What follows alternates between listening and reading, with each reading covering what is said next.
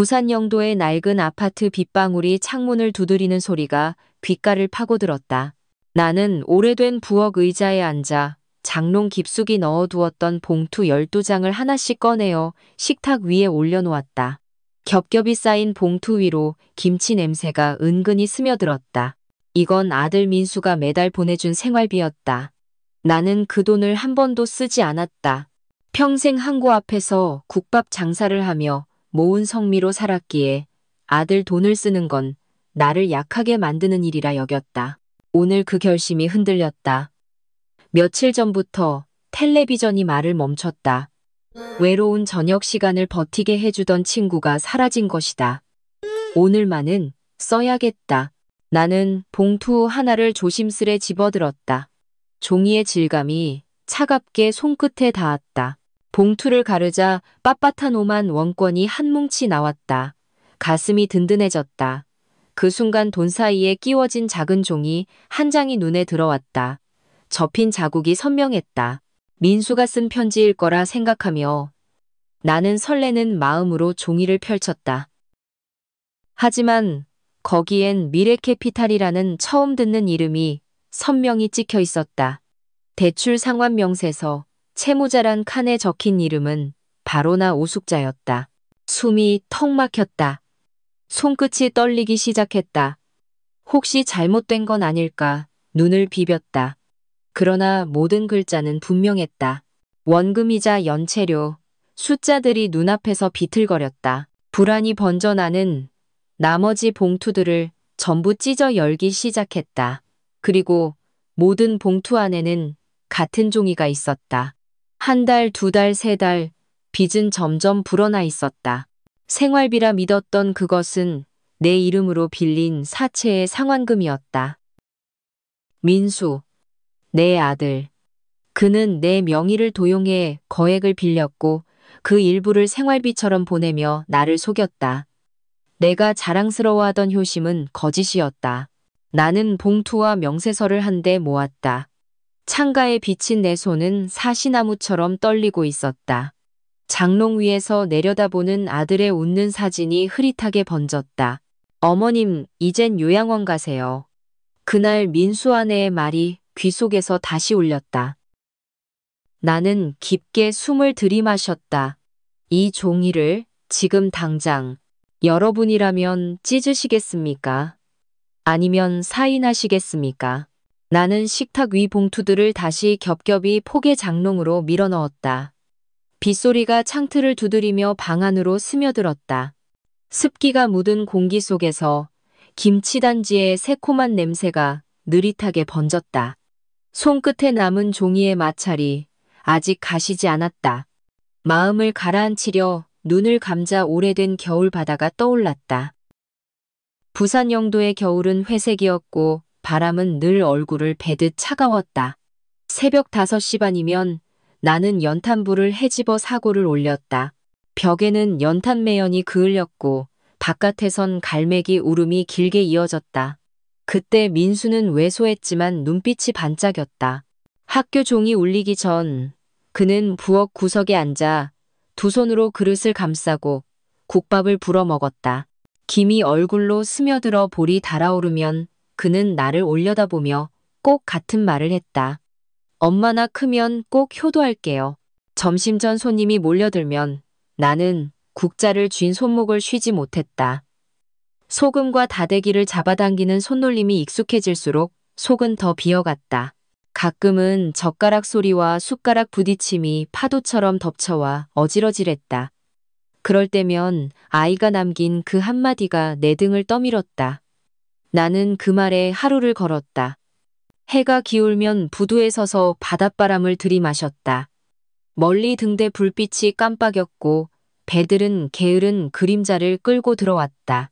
나는 멀어지는 물결을 보며 속으로 다짐했다. 저 아이만큼은 제대로 된 길로 보내자. 내 손이 얼어도 마음은 뜨거울 수 있었다. 세월이 흘러 민수는 서울로 떠났다.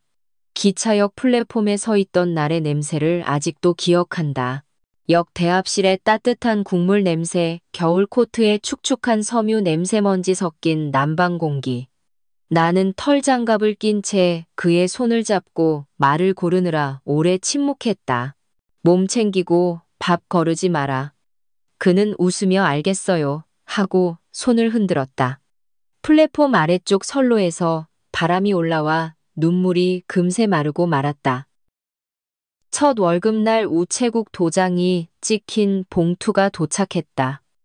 내 이름 굵은 글씨 모서리에 살짝 누군 자리, 봉투를 가를 때 나는 스스로 떨고 있다는 걸 알았다. 지폐의 빳빳한 결이 손바닥을 밀고 지나가자 가슴이 묵직해졌다. 그 무게를 사랑이라 부르고 싶었다. 그날의 부엌은 사골 냄새와 갓 지은 밥 냄새로 가득했다. 시간이 더 흐르자 통화는 짧아졌다. 엄마 회의라서 끊을게요. 목소리는 바빴고 숨 사이사이에 피곤이 묻어 있었다. 명절을 앞두고도 그는 늦는다고 했고 나는 더 묻지 않으려 했었다. 사람이 바쁘면 말도 짧아지는 법이라 스스로 위로했다. 나는 김장량을 줄였고 냉장고 맨 뒤에 넣던 단지를 반칸 앞으로 당겨 놓았다. 빈자리를 보며 마음도 함께 덜컹거렸다. 어느 해 추석 그는 간신히 내려왔다. 그날 아침 나는 상을 차리며 나물에 참기름을 더 아꼈다. 도마에서 칼이 박박 소리를 낼 때마다 나는 심호흡을 했다. 문고리가 돌아가고 현관에서 신발 끄는 소리가 났다. 나는 어쩐지 그 소리를 낯설다고 느꼈다. 그 낯설미 어디에서 시작됐는지 그때는 아직 말로 할 수 없었다. 부엌으로 들어온 민수는 상의를 한번 훑어보더니 조용히 앉았다. 나는 뜨거운 국을 말아 그 앞에 놓았다. 김이 피어오르자 그의 안경이 잠깐 흐려졌다가 맑아졌다. 먹어라 금방 퍼진다. 말은 짧았지만 마음은 국처럼 넘칠 것 같았다. 숟가락이 그릇에 닿는 소리가 예전보다 가벼웠다. 그가 밥알을 몇 번 씹고 물을 먼저 찾는 걸 보며 나는 미세하게 한기를 느꼈다. 회사 일은 괜찮나? 그는 응 괜찮아 하고 고개만 끄덕였다. 나는 반찬을 그의 쪽으로 조금 더 밀었다. 깨소금 냄새가 퍼졌지만 그의 시선은 잠깐 식탁을 벗어나 현관 쪽 어디엔가 머물렀다. 나는 양념 그릇에 뚜껑을 닫으며 심호흡했다. 내가 익숙한 집의 온도가 오늘만은 낯설게 느껴졌다. 며느리의 이름을 묻고 싶다가도 굳이 아픈 질문을 만들 필요가 없다고 스스로 달랬다. 내일 새벽에 시장 가서 멸치 좀 더 사와야지. 나는 혼잣말처럼 중얼거렸고 민수는 들었는지 못 들었는지 잔을 정리했다. 식사를 마치고 나니 집안이 금세 조용해졌다. 옛날에는 설거지 소리에 민수의 콧노래가 겹치곤 했다. 그때의 리듬은 바닷물결 같았고 나는 그 소리에 맞춰 접시를 말렸다. 오늘은 수도꼭지 물소리만 길게 흘렀다. 손등에 닿는 물이 차갑지도 뜨겁지도 않은 어정쩡한 온도였다. 거실로 돌아오니 오래된 카렌다의 종이 끝이 말려 있었다. 나는 의자에 앉아 바늘로 달력을 눌러 정리했다. 벽시계 초침이 또각또각 움직였고 방바닥 장판이 발 뒤꿈치에 얇게 들떠 있었다. 나는 그 미세한 들뜸을 손바닥으로 쓸어내리며 마음을 가라앉히려 했다. 엄마 나 잠깐 전화 좀. 민수는 방으로 들어가 문을 살짝 닫았다. 휴대전화의 진동소리가 문틈으로 번져나왔다. 나는 설거지 통 옆 고무장갑을 말아올리고 베란다 창문을 반쯤 열었다. 해가 서쪽으로 기우는 냄새가 어둑하게 스며들었다. 바람 사이로 파도 칠 때 올라오는 소금기가 혀끝에 닿았다. 나는 창틀에 기대서서 저 멀리 항구 쪽을 바라보았다. 낡은 지붕 위로 비둘기들이 낮게 돌았고 먼지에 묻힌 빨랫줄이 바람에 가늘게 떨렸다. 그날 저녁 우리는 과일을 깎아 조용히 먹었다. 귤 껍질을 벗기는 손끝에 즙이 묻어 미끄러웠다. 민수는 달지 않다고 말하며 한쪽을 남겼다. 나는 남은 조각을 내 접시에 옮기고 아무 말도 하지 않았다. 달지 않다는 말이 내 마음 어딘가에 오래 남을 것 같았다. 밤이 가까워 오자 골목에 개 짖는 소리가 멀고 짧게 들렸다. 나는 방 한가운데를 한번 쓸고 문패를 확인하고 가스밸브를 더 돌렸다. 하나씩 확인할수록 불안은 잠시 줄었다가 다시 고개를 들었다. 그 밤의 공기는 맑았지만 내 숨은 자꾸만 얕아졌다. 나는 이 낯설의 기원을 꼭 찾아야겠다고 마음속으로 조용히 되뇌었다. 비 오는 오후 창문 틈으로 스며든 바람이 방 안을 차갑게 훑었다. 나는 오래된 장롱 앞에 앉아 손끝으로 봉투의 모서리를 천천히 쓸어내렸다. 종이의 거친 결이 손바닥에 전해질 때마다 믿고 싶은 마음과 두려움이 부딪혔다. 첫 번째 봉투를 열었을 때 느꼈던 묵직한 무게는 생활비의 무게가 아니었다. 그 속에서 발견한 낯선 대부업체의 대출 명세서가 가슴 한쪽을 얼어붙게 만들었다. 오숙자라는 내 이름이 빈 명단 위에 선명하게 박혀 있었다. 나는 두 번째, 세 번째 봉투를 떨리는 손으로 찢어 열었다. 빳빳한 오만 원권 사이로 또다시 접힌 종이가 나타났다. 모든 종이에는 같은 회사 로고, 같은 글씨체, 그리고 같은 이름이 있었다. 원금과 이자가 늘어나는 숫자들이 눈앞에서 요동쳤다. 민수야, 이게 다 뭐니? 목구멍 깊숙이 막힌 말이 공기 속으로 흩어졌다. 방 한가운데 놓인 아들의 웃는 사진이 나를 똑바로 바라보는 듯했다. 그 웃음 속에 담긴 것이 효심인지 아니면 거짓인지 확신할 수 없었다. 비가 처마를 때리는 소리가 점점 거세졌다. 그 소리는 심장박동과 맞춰 울리는 북소리 같았다. 나는 남은 봉투들을 모아 무릎 위에 올려놓았다. 무게는 돈이 아니라 배신과 절망이었다. 봉투 속 종이들을 하나하나 꺼낼 때마다 지난 1년 동안 내가 얼마나 순진했는지 뼈아프게 드러났다. 나는 아들을 믿었고 그 믿음이 나를 이 지경까지 끌고 왔다. 효자라는 이름 뒤에 숨어 아들은 내 이름을 담보로 빚의 늪을 만들었다. 내 손이 서랍 손잡이를 꽉 쥐었다. 차가운 금속의 감촉이 손바닥을 파고들었지만 나는 놓지 않았다. 더 이상 눈을 감을 수 없었다.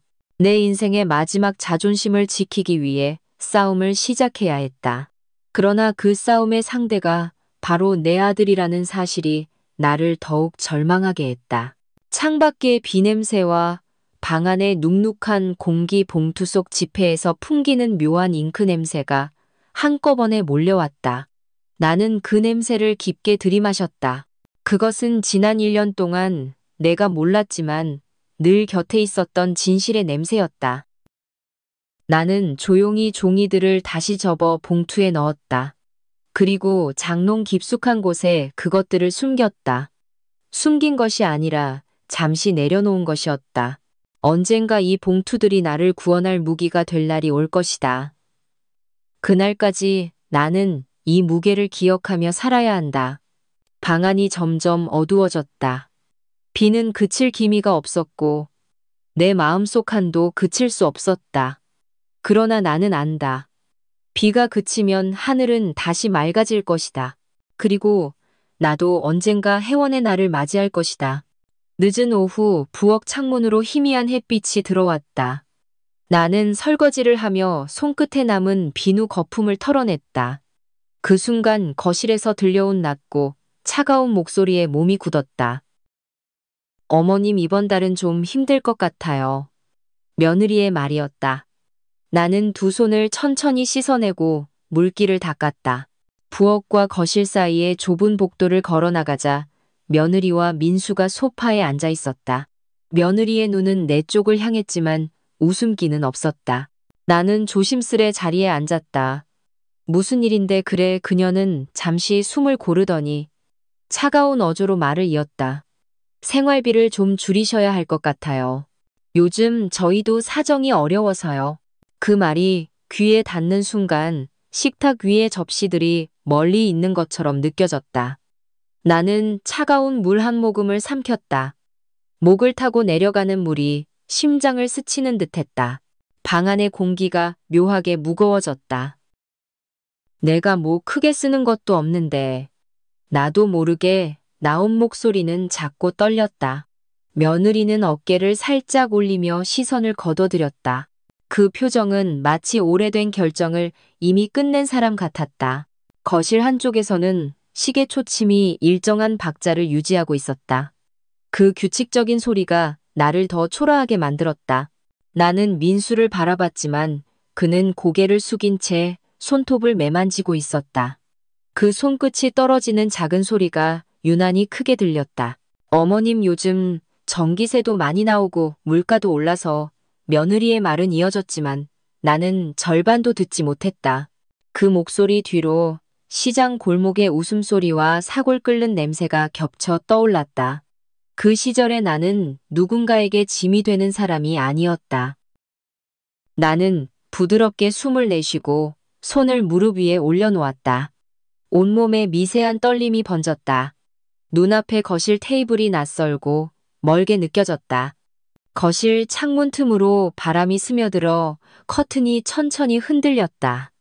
그 바람 속에는 바다의 소금기와 먼지가 섞여 있었다. 잠시 후 며느리는 자리에서 일어나 주방 쪽으로 걸어갔다. 발소리가 장판 위에서 바스락거렸다. 민수는 여전히 고개를 들지 않았다. 나는 목 안이 메인 채로 그 장면을 지켜봤다. 방 안의 온도는 그대로인데 마음속 온도는 눈에 띄게 떨어졌다. 그 차가움이 발끝부터 서서히 올라왔다. 나는 스스로에게 물었다. 이게 정말 어려움 때문인지 아니면 나를 향한 마음이 식은 것인지. 주전자에서 물이 끓어오르며 작게 똑똑 소리를 냈다. 그 소리는 오래전 부엌에서 민수가 내 이름을 부르던 소리와 너무 달랐다. 나는 그 차이를 온몸으로 느꼈다. 그리고 마음속 어딘가에서 작은 금이 가는 소리를 들었다. 거실 한쪽에 놓인 화분에서 흙냄새가 은근히 퍼졌다. 그 냄새는 나를 잠시 과거로 데려갔다. 그러나 눈을 뜨면 여전히 낯선 현재가 기다리고 있었다. 나는 손가락을 깍지 끼고 숨을 고르며 마음을 다잡았다. 이 순간이 언젠가 더 큰 상처의 시작일지도 모른다는 예감이 스쳤다. 하지만 나는 아무 말도 하지 않았다. 말을 아끼는 것이 때로는 더 큰 무기를 만드는 일이라는 걸 알고 있었기 때문이다. 부엌에서 컵을 꺼내던 며느리가 다시 거실로 나왔다. 그녀의 손에는 김이 오르는 커피가 있었다. 그 향이 방 안에 퍼졌지만 내 코끝에는 쓰디쓴 맛만 맴돌았다. 어머님 저희도 집 대출이 많아서요. 그녀의 말이 차갑게 흘러나왔다. 나는 고개를 약간 끄덕였지만 가슴속 깊은 곳에서 무언가가 무너져 내렸다. 그 무너짐은 소리도 없었지만 심장을 무겁게 눌렀다. 민수는 여전히 입을 열지 않았다. 나는 그의 옆모습을 바라보다가 시선을 거두었다. 그의 어깨는 약간 굽어 있었지만 그 굽음 속에 나를 향한 부드러움은 느껴지지 않았다. 거실 창문 밖에서는 바람이 빨랫줄을 흔들고 있었다. 축축한 셔츠가 서로 스치며 부딪히는 소리가 작게 들렸다. 그 소리는 오래전 빨래하던 날의 햇살과 웃음을 떠올리게 했지만 지금은 차갑게만 다가왔다. 앞으로는 매달 조금씩만 보내드릴게요. 며느리의 목소리가 다시 공기를 가르며 들어왔다. 그 말은 칼날처럼 예리했다. 나는 숨을 들이마시고 침묵을 삼켰다. 내 입술이 떨렸지만 아무 소리도 내지 않았다. 주방에서 나는 그릇 부딪히는 소리가 이어졌다. 그 소리에 맞춰 시계 초침이 또각또각 울렸다. 이 방 안의 모든 소리가 내 마음을 찌르는 듯했다. 내 속은 서서히 차가운 물로 가득 차고 있었다. 민수는 천천히 일어나 주방 쪽으로 갔다. 그가 며느리 옆에 서자 두 사람의 그림자가 부엌 벽에 나란히 비쳤다. 그 그림자가 나를 더욱 고립시켰다. 나는 손끝으로 무릎을 문질렀다. 차가운 감촉이 손바닥에 남았다. 어머님, 이해해 주세요. 민수의 목소리가 낮게 울렸다. 나는 그 말 속에서 진심을 찾으려 했지만 허공만 맴도는 소리처럼 들렸다. 나는 대답 대신 창문 밖을 바라보았다. 흐린 하늘 사이로 해가 조금 비쳤지만 금세 먹구름에 가려졌다. 그 순간 오래된 기억이 스쳐갔다. 비 오는 날 부두에서 민수를 기다리던 내 모습. 그때의 나는 추위에 떨었어도 마음은 따뜻했다. 그러나 지금 따뜻해야 할 집 안에서 나는 한기에 떨고 있었다. 며느리는 커피를 내려놓고 자리에 앉았다. 그녀의 눈빛에는 피로가 섞여 있었지만 그 피로가 나를 향한 것은 아니었다. 나는 고개를 숙이고 손마디를 바라봤다. 세월이 만든 굵은 주름이 유난히 선명하게 보였다. 방 안의 공기가 더 무거워졌다. 숨을 쉴 때마다 가슴이 조여왔다. 나는 결국 작은 목소리로 말했다. 알았다. 그만하자. 그 말을 내뱉는 순간 내 안에 무언가가 꺼져갔다.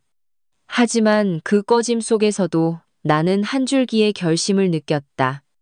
이대로 무너질 수는 없다는 결심이었다. 민수와 며느리는 시선을 교환하더니 조용히 자리에서 일어났다. 그들이 방을 나가자 거실에는 나 혼자 남았다. 빈 의자와 식탁 위에 찬 커피가 나를 바라보는 듯했다. 창문을 조금 더 열자 바람이 세차게 밀려들었다. 그 바람 속에서 나는 미묘한 이상함을 느꼈다. 이것이 단순한 생활비 이야기가 아니라는 예감이었다. 나는 의자의 등을 기댄 채 눈을 감았다.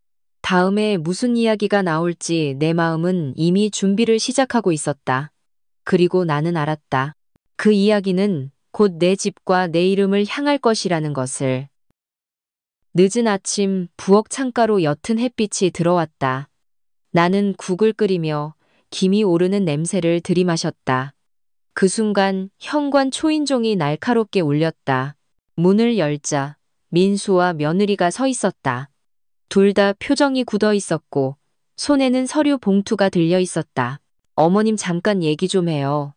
민수의 목소리는 낮았지만 단호했다. 나는 젓가락을 내려놓고 앞치마를 풀었다. 거실로 들어서자 그들은 소파에 나란히 앉았다. 민수는 봉투를 꺼내 테이블 위에 올려놓았다. 봉투가 탁 소리를 내며 떨어졌다. 그 안에서 도장이 찍힌 서류들이 모습을 드러냈다. 종이에서 묘한 잉크 냄새가 풍겼다. 나는 자리 끝에 조심스레 앉았다. 손끝이 서류 모서리를 스쳤다. 차갑고 매끄러운 질감이 손바닥으로 번졌다. 이건 뭐냐? 내 목소리는 의도치 않게 낮게 깔렸다. 민수는 잠시 숨을 고르더니 말을 꺼냈다. 집을 정리하는 게 좋겠어요. 어머님 혼자 사시기도 힘들고 유지비도 많이 들어요. 그 말이 방 안의 공기를 무겁게 만들었다. 며느리는 가볍게 고개를 끄덕이며 말을 보탰다. 팔고 나면 남은 돈으로 어머님 생활비 충분히 드릴 수 있어요. 나는 시선을 서류에서 거둬 그들을 바라봤다. 두 사람의 눈빛에는 결심이 묻어 있었다. 그 결심이 나를 더욱 불안하게 만들었다. 내 집은 쉽게 팔 수 있는 게 아니다.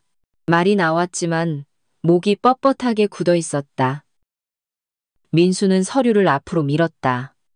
이건 위임장입니다. 서명만 하시면 돼요. 그 순간 내 심장이 세게 뛰었다. 서류 위 칸칸이 인쇄된 글자들이 눈앞에서 흐릿해졌다. 나는 종이를 손끝으로 살짝 밀어냈다. 거실 한쪽에서 시계 초침이 일정하게 움직였다. 그 규칙적인 소리가 오히려 내 마음을 더 조급하게 만들었다. 나는 깊게 숨을 들이마셨다. 창밖에서는 갈매기 울음소리가 들려왔다. 그 울음이 바람에 실려 방 안으로 스며들었다. 어머님, 이건 다 어머님을 위해서예요. 민수의 말은 부드럽지만 그 안에는 설득이 아닌 압박이 담겨 있었다. 나는 눈을 가늘게 뜨고 서류 위 도장란을 바라봤다. 그 자리는 마치 나를 기다리는 덫처럼 보였다. 며느리는 테이블 아래에서 무릎을 가지런히 모았다. 그 차분한 자세가 오히려 불편하게 느껴졌다. 나는 손등을 무릎 위에 올리고 떨림을 멈추려 했다. 그러나 손끝은 미세하게 계속 흔들렸다. 방 안의 공기는 숨이 막힐 만큼 무거워졌다. 나는 의자의 등을 기댄 채 두 사람을 번갈아 보았다. 그들의 침묵은 길었고 그 길이만큼 나를 압박했다. 머릿속에서는 지난 세월의 장면들이 스쳐갔다. 이 집을 지키기 위해 흘린 땀과 시간, 그리고 나의 모든 기억이 서류 위의 볼펜이 나를 향해 밀려왔다. 그 끝이 손바닥 가까이에 멈췄다. 지금 사인하시면 절차가 빨라집니다. 민수의 목소리가 낮게 울렸. 나는 볼펜을 바라보다가 천천히 고개를 저었다. 그 순간 방 안의 온도가 확 떨어진 것 같았다.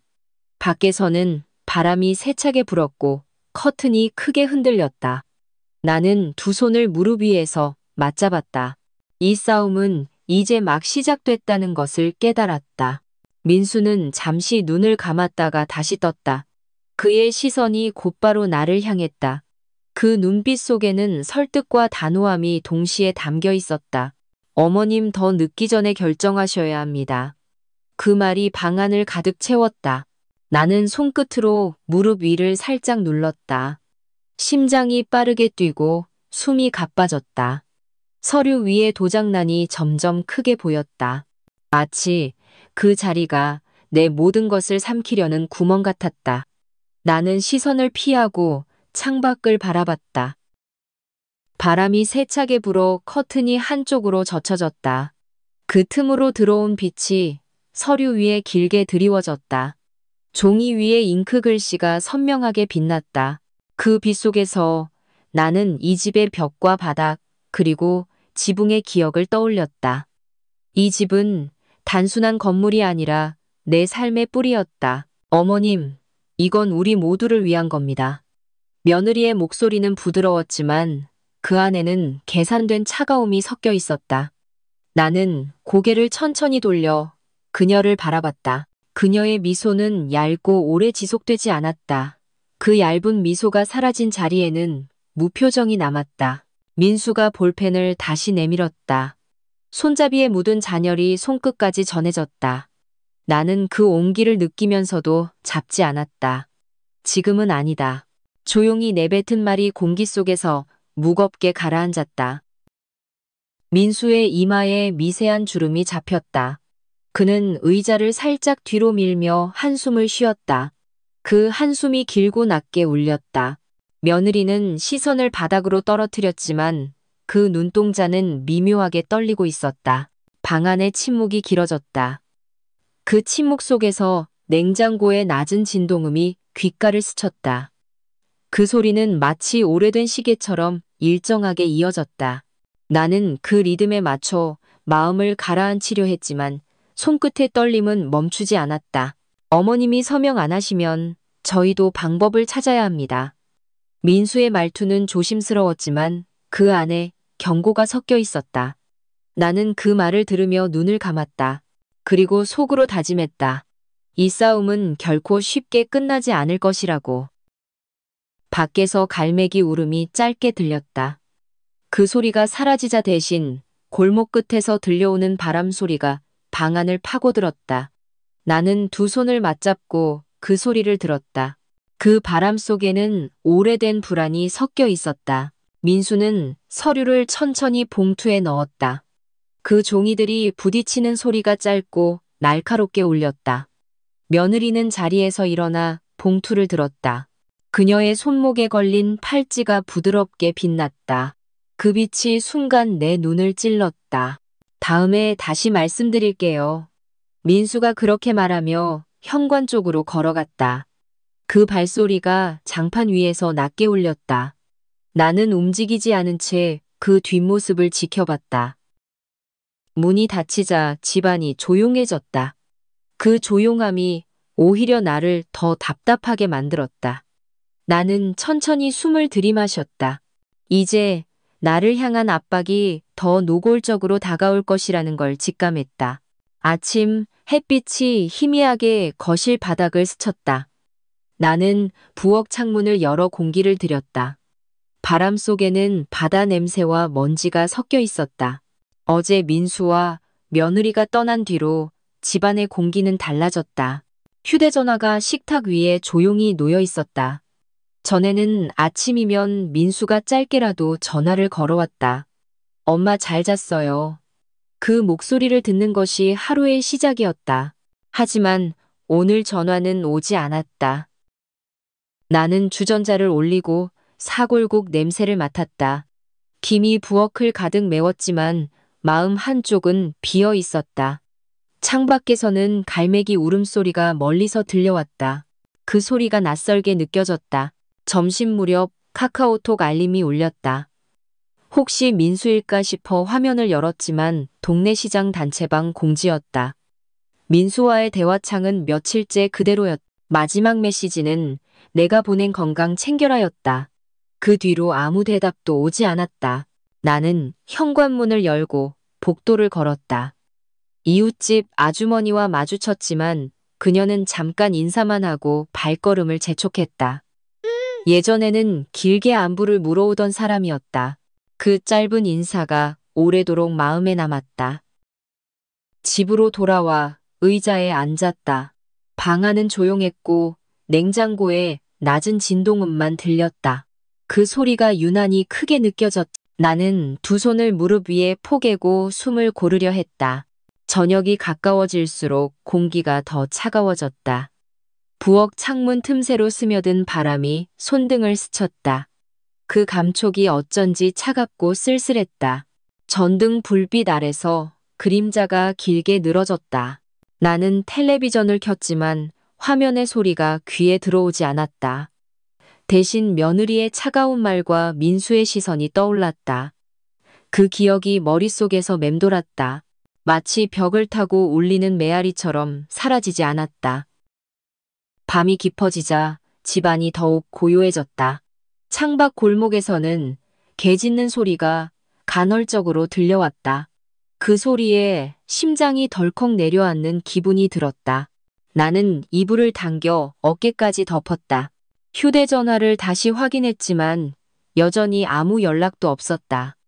나는 그 얼굴을 오래 바라보다가 눈을 감았다.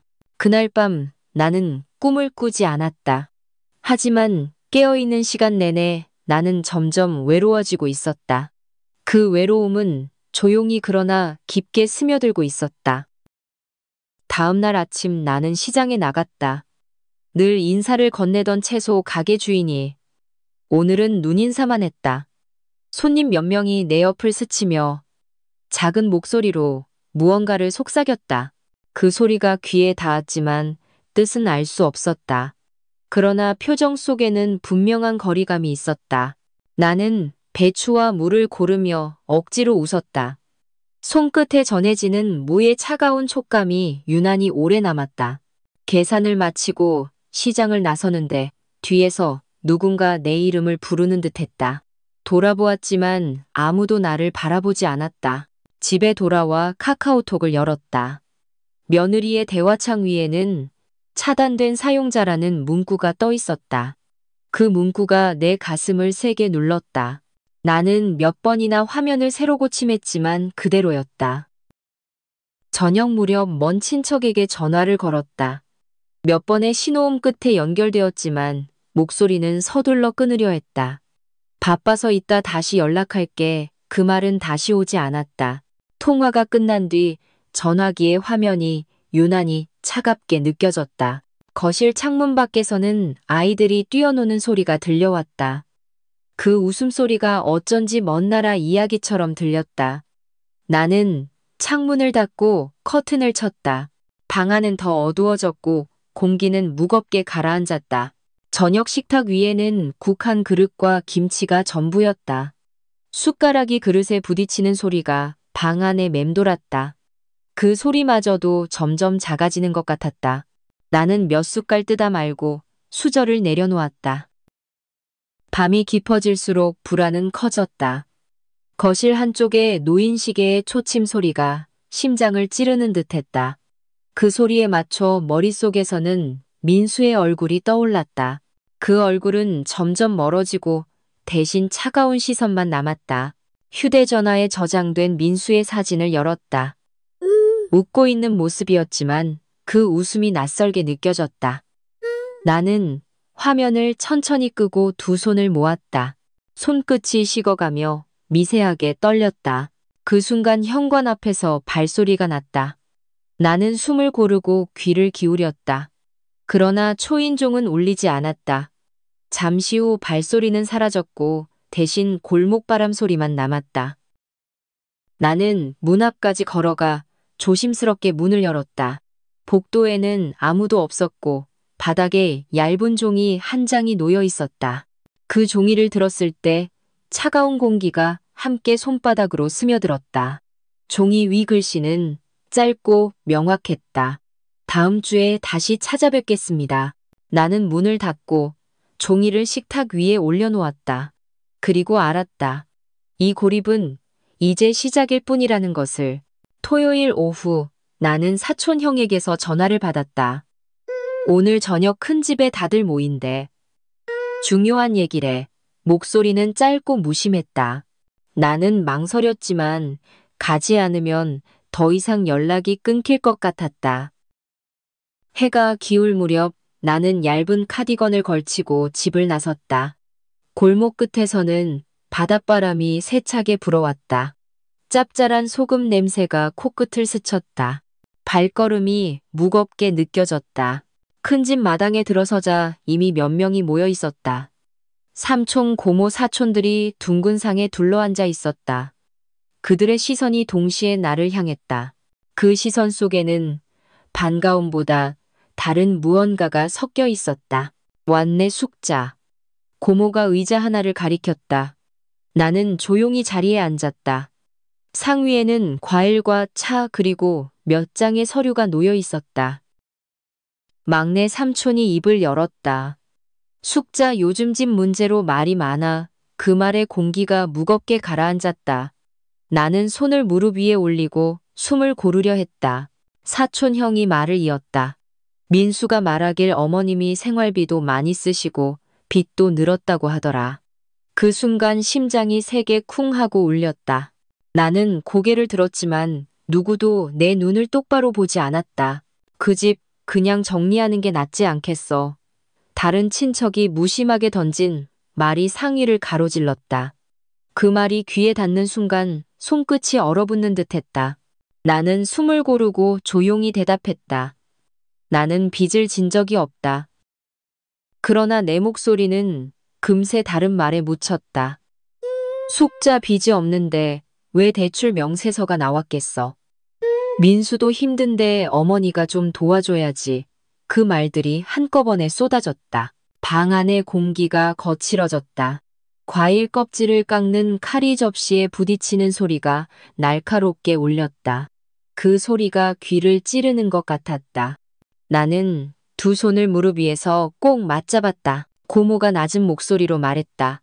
숙자야, 우리도 너를 위해 그러는 거야. 그 말이 부드럽게 들렸지만 안에 담긴 뜻은 너무도 분명했다. 집을 팔라는 압박이었다. 나는 차가 식어가는 것을 바라보았다. 찻잔 표면에 비친 내 얼굴은 피곤하고 굳어 있었다. 그 순간 내 마음속 깊은 곳에서 무언가가 부서지는 소리가 났다. 그러나 표정은 변하지 않았다.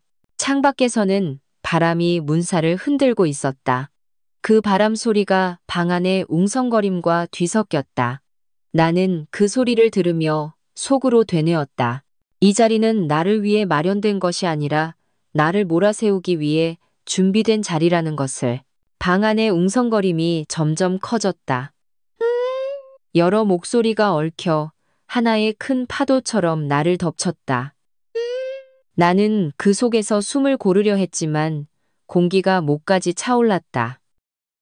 사촌 형이 손에 든 서류를 내 앞으로 밀었다. 이게 대출 기록이야. 이름이 똑똑히 적혀 있잖아.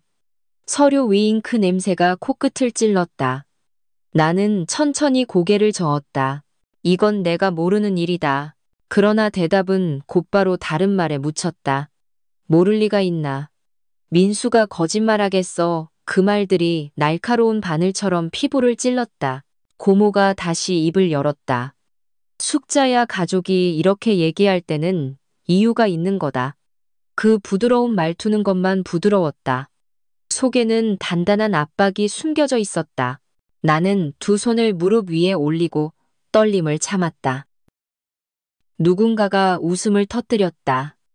그 웃음은 비웃음에 가까웠다. 뒤끝이 뜨겁게 달아올랐다. 나는 시선을 바닥에 고정했다. 바닥에 나무 무늬가 흐릿하게 번졌다. 삼촌이 의자를 끌며 앞으로 다가왔다. 이럴 때 결단을 내려야 해. 집을 팔면 다 해결된다. 그 말이 방 안의 중심에 밝혔다. 나는 깊게 숨을 들이마셨다. 그러나 입을 열면 울음이 터질 것 같았다. 창밖에서 개 짖는 소리가 짧게 울렸다. 그 소리가 이곳까지 스며들었다. 나는 그 소리에 잠시 정신을 붙들었다. 하지만 곧 다시 방 안의 시선들이 나를 붙잡았다. 결국 집 지키려다가 다 잃을 거야. 한 친척의 말이 날카롭게 파고들었다. 그 순간 가슴 속 깊은 곳에서 불덩이가 일었다. 그러나 나는 그 불을 밖으로 꺼내지 않았다. 대신 손끝에 힘을 주어 무릎을 눌렀다. 차가 식어가는 소리가 귀에 들리는 듯했다. 찻잔 표면에 얇은 김이 사라지고 있었다. 그 사라짐이 마치 내 목소리 같았다. 이 자리에서 내 말은 이미 힘을 잃고 있었다. 누군가가 서류 위 볼펜을 밀어놓았다. 그 끝이 내 손가락 가까이에 멈췄다. 나는 그 볼펜을 바라보다가 천천히 손을 거두었다. 그 순간 방 안의 공기가 차갑게 식었다. 큰 집의 시계가 6시를 알리는 종소리를 울렸다.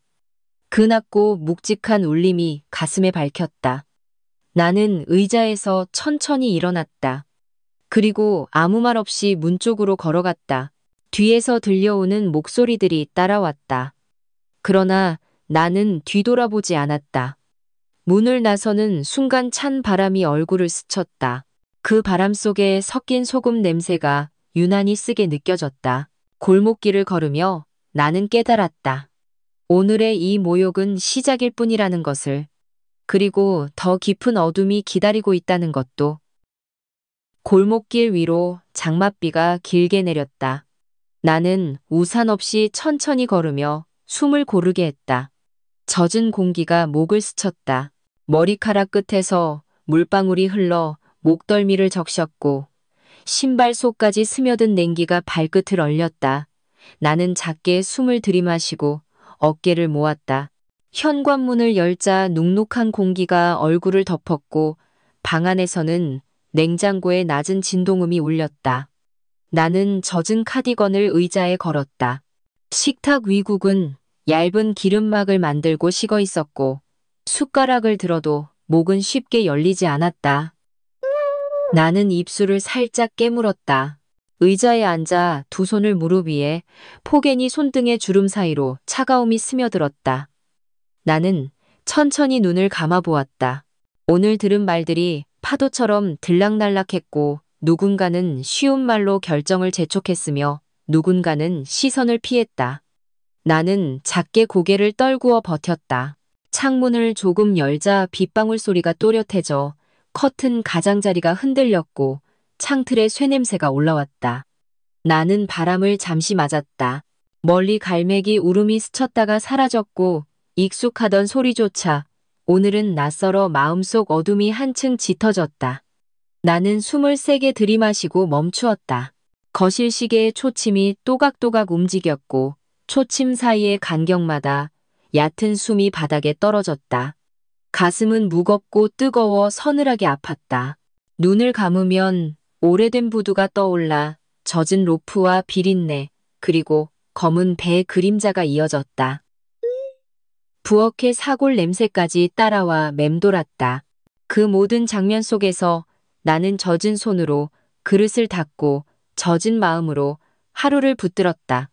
그때는 작은 불빛이 있었다.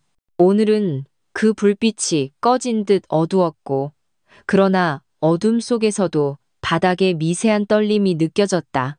나는 그 떨림으로 자신을 붙잡았다. 휴대전화 화면을 켜보았지만 대화창은 조용했고 알림은 오지 않아 가슴이 더 비었다. 나는 숫자만 남은 시각을 바라봤다. 마지막 메시지의 짧은 문장이 화면 한켠에서 발해 있었고 건강 챙겨라라는 말이 돌처럼 무거웠다. 나는 입술을 세게 다물었다. 싱크대 쪽에서 물 한 방울 떨어지는 소리가 톡하고 울리고 곧 조용해졌다. 그 짧은 울림이 오늘과 닮았다. 부엌으로 걸어가 수전을 더 잠그니 금속의 차가운 감촉이 손끝을 스치며 마음까지 맑게 얼렸다. 나는 천천히 돌아서서 불을 껐다. 거실로 돌아와 등을 등받이에 붙이니 등짝을 타고 차가운 공기가 스며들어 몸이 식었다. 나는 어깨를 살짝 모으고 앉았다. 창밖에서 바람이 방향을 바꾸는지 빗소리의 간격이 달라졌고 낙숫물이 바닥에서 부서져 흩어졌다. 그 흩어진 물결을 눈으로 따라가며 나는 한숨만. 내 안의 목소리를 불러 흔들리지 말자. 오늘은 견디자 내일도 버티자 하고 되뇌었다. 그 말들을 천천히 반복하며 숨쉬었다. 말이 길어질수록 눈이 따가웠고 울음을 참으려 하니 이마가 먼저 저려와 아팠다. 나는 손등으로 이마를 누르고 숨을 나눴다. 부엌불을 끄니 방안 그림자가 길게 늘어 벽모서리를 넘어 천천히 바닥을 덮었다. 나는 조용히 앉았다. 오래된 달력종이 끝이 말려 있어 손톱으로 눌러 펴던 날들이 연속해서 떠올랐다.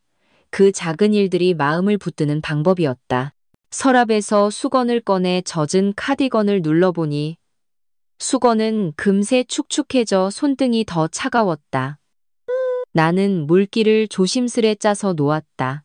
축축함은 쉽게 사라지지 않았고 오늘 들은 말과 외면 그리고 침묵이 함께 남아 마음을 눌렀다. 나는 가볍게 눈을 떴다. 방바닥에 무릎을 대고 앉으니 무릎의 단단함이 오히려 마음을 붙잡아 숨이 고르게 되었다. 나는 스스로를 천천히 달래어 보았다. 이제 어떻게 해야 할지 조용히 물었지만 대답은 바로 나오지 않아 한참 동안 눈만 감았다. 그러나 포기하지는 않겠다 다짐했다. 그 다짐이 오늘의 마지막 등불 같아 나는 작은 빛을 향해 숨을 다시 고쳐 쉬었다. 아주 천천히 조심스럽게. 빗소리는 점점 잦아들고 바람은 여전히 불었지만 방향이 누그러져 창문 틈의 소리가 낮아졌다. 나는 창문을 닫고 방의 공기를 느꼈다. 방 안 공기가 아주 조금 따뜻해지자 손끝의 떨림도 줄어 그 변화의 마음을 기대었다. 나는 숨을 천천히 골랐다. 잠은 쉽게 오지 않았고 눈꺼풀 안쪽에서 잔상이 오락가락하며 오래된 장면들이 다시 살아났다. 가족들의 얼굴과 긴 식탁이 나를 둘렀다. 미끄러운 서류와 서늘한 볼펜의 감촉이 손바닥에서 되살아나자 심장이 다시 짧게 뛴 뒤 멎었다. 나는 고개를 젖히고 숨쉬었다. 나는 장면들 사이를 천천히 걸었고 걸을수록 발 뒤꿈치가 쑤셔 잠깐 멈춰서서 균형을 잡았다. 다시 한 걸음 앞으로 나아가며 버텼다. 새벽이 가까워지자 물소리가 멀어지고 냉장고에 일정한 진동음이 또렷이 들려 마음이 조금 가라앉았다. 나는 그 리듬에 호흡을 맞췄다. 그 리듬은 위로처럼 느껴져 내가 아직 이곳에 있고 이 집의 공기 속에 있음을 알렸다. 나는 눈을 서서히 감았다. 눈꺼풀 뒤 어둠이 차분해지자 귀는 더 민감해져 작은 소리까지 하나하나 또렷이 들렸다. 그 또렷함이 나를 조금 진정시켰다. 나는 베개를 정리하고 담요를 고쳐 덮었다. 그리고 밤 공기의 찬 기운을 피해 몸을 말았다. 숨은 느리게 흐르고 마음은 버텼다. 벽지의 작은 얼룩을 바라보다가 오래전 웃음소리가 퍼지던 저녁을 떠올리고 조용히 눈을 감았다. 그때의 온기는 지금도 희미하게 남았다. 그러나 오늘의 나는 다르게 서 있었다. 침묵 위에 몸을 세우고 한 걸음 더 버티려 했다. 작은 의지가 숨에서 빛났다. 창문 틈새를 다시 만져보니 금속이 차갑고 매끈하여 정신이 깨어나는 듯 또렷해졌다. 나는 오늘을 여기서 끝내기로 했다. 나는 베개에 머리를 두고 조용히 호흡을 세웠다.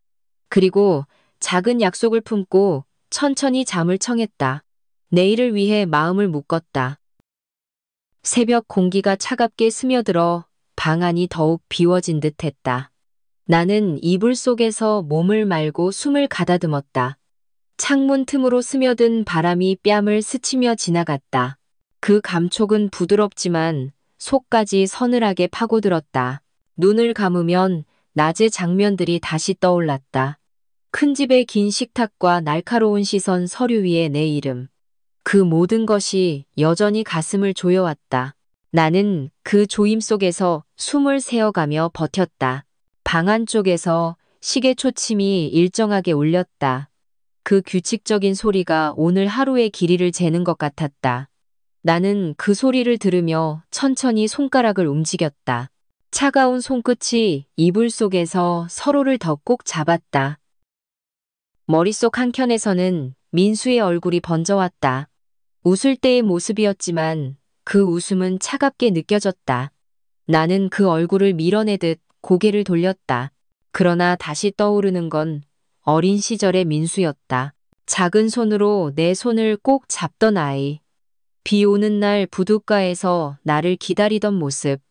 그때의 온기가 오늘의 차가움과 겹쳐 가슴이 저렸다. 나는 짧게 숨을 들이마시고 눈을 떴다.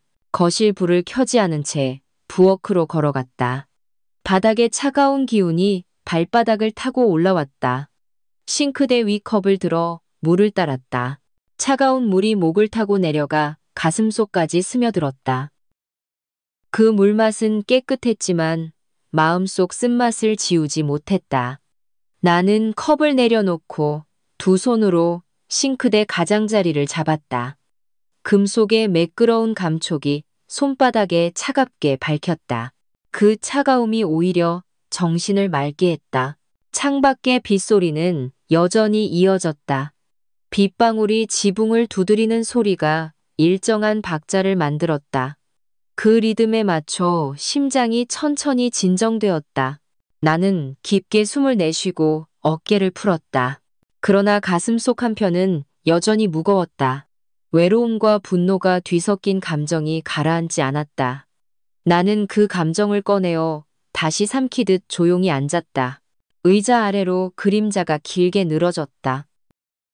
멀리서 갈매기 울음이 짧게 들렸다 사라졌다. 그 순간 마음속 어딘가가 미세하게 흔들렸다. 나는 두 눈을 감고 그 울음을 오래 붙잡았다.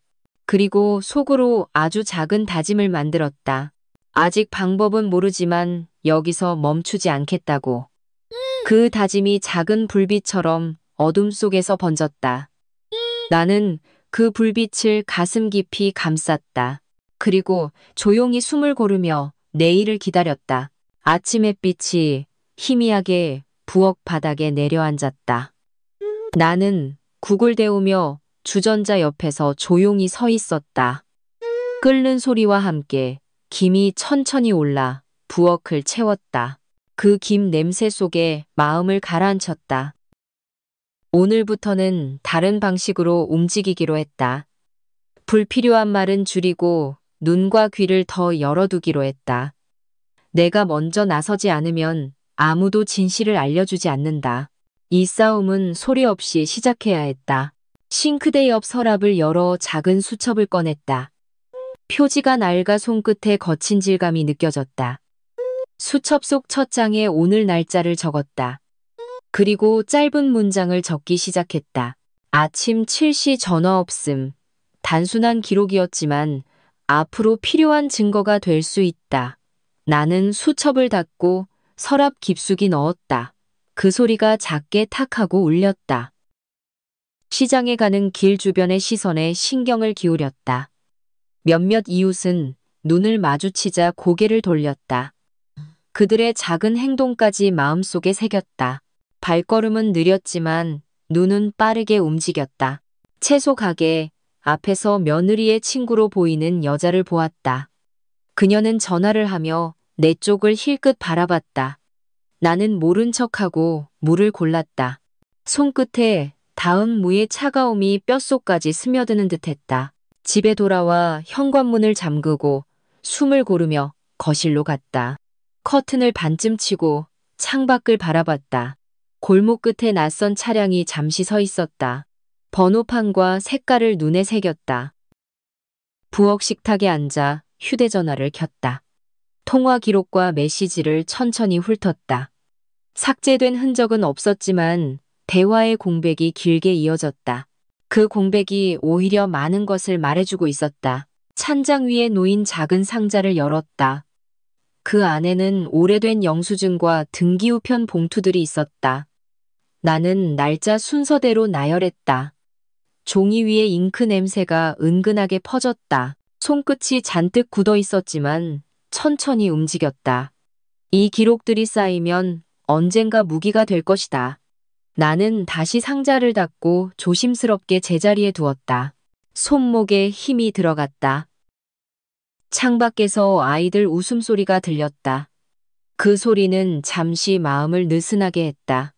그러나 곧 전화 진동이 울리며 긴장이 돌아왔다. 화면에 뜬 번호는 모르는 번호였다. 나는 바로 받지 않고 짧게 숨을 골랐다. 이제부터는 모든 대화가 기록으로 남아야 했다. 작은 메모지와 펜을 준비한 뒤 전화를 받았다. 목소리를 최대한 평온하게 유지했다. 수화기 너머로 낮고 무뚝뚝한 남자의 목소리가 들려왔다. 그는 짧게 이름을 확인한 뒤 곧바로 본론으로 들어갔다. 이번 달 상환 내역 확인차 연락드렸습니다. 나는 눈을 감고 숨을 고르게 했다. 메모지 위에 날짜와 시간을 적었다. 그리고 통화 내용을 가능한 한 빠짐없이 기록했다. 그의 말투 강조한 단어, 잠시 멈춘 호흡까지 적었다. 모든 것이 작은 퍼즐 조각 같았다. 전화를 끈 차 손끝이 살짝 떨렸다. 그러나 떨림을 곧 억누르고 수첩을 덮었다. 나는 창가로 걸어가 커튼을 살짝 걷었다. 골목에는 여전히 그 차량이 서 있었다. 차량 안에서 누군가 전화를 하고 있었다. 멀리서도 입술이 빠르게 움직이는 게 보였다. 나는 시선을 거두고 커튼을 다시 내렸다. 이제는 의심을 밖으로 드러낼 때가 아니었다. 부엌으로 가서 주전자를 올리고 물을 끓였다. 물이 끓어오르는 소리가 점점 커졌다. 그 소리에 맞춰 심장 박동이 조금씩 가라앉았다. 김이 피어오르며 유리창을 뿌옇게 가렸다. 나는 차를 따라 방 안을 돌아다니며 문을 확인했다. 현관, 베란다, 작은 창문까지 모두 잠겼다. 잠금 장치의 차가운 금속을 손끝으로 다시 느꼈다. 그 차가움이 오히려 마음을 단단하게 했다. 식탁 위에 앉아 서류 봉투를 펼쳤다. 그 안에는 지난달 받은 우편물들이 가지런히 모여 있었다. 대출 상환 명세서, 등기 안내문, 그리고 몇 장의 광고지. 나는 명세서를 옆에 두고 나머지는 버렸다. 손가락이 잉크 자국에 닿아 미세하게 번졌다. 그 번짐이 마치 오래된 상처처럼 느껴졌다. 나는 번진 부분을 조심스럽게 눌러 펼쳤다. 글씨 하나하나가 눈에 밝혔다. 저녁이 가까워지자 바깥이 서서히 어두워졌다. 가로등 불빛이 창문 틈으로 스며들었다. 그 빛이 식탁 위 종이들에 길게 드리워졌다. 그 그림자가 내 손 위에 겹쳤다. 나는 그 손을 천천히 거두고 수첩을 다시 열었다. 오늘 하루의 마지막 기록을 적었다. 전화 1회, 차량 목격, 명세서 확인. 짧지만 명확한 문장들이 마음에 힘을 주었다. 커튼을 완전히 치고 방 안불을 껐다.